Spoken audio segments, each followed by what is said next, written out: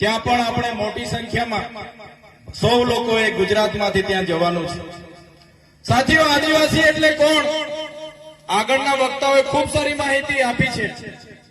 ત્યારે આદિ અનાદિ કાળથી વસનારો એટલે આદિવાસી હજારો વર્ષ પહેલાની આપણી સભ્યતા, આપણી સંસ્કૃતિ છે।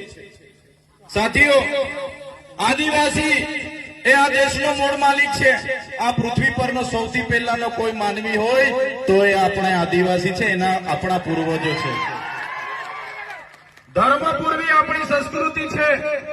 સિંધુ ખીણની સભ્યતા હોય, મોહેંજો-દડો સંસ્કૃતિની વાત હોય તો એ આદિવાસી સંસ્કૃતિની સભ્યતા છે।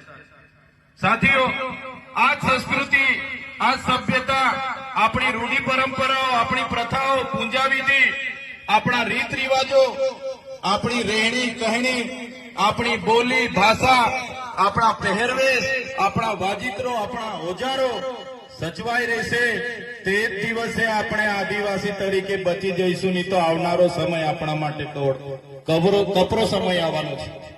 આજે તમે જોઈ લો, આજે આપણા આદિવાસી પોતે આદિવાસી છે એ સાબિત કરવા માટે આજે મૂળ માલિકોને લાઈન ઉપર લગાડી દેવામાં આવ્યા છે। આગળ અશોક દાદાએ કીધું કે આજે આપણે આદિવાસીને મૂળ માલિક કહીએ છીએ, પણ આજે મૂળ માલિકની પરિસ્થિતિ આ સરકારોએ મજબૂરન આજે આપણને મજૂર બનાવી દીધા છે।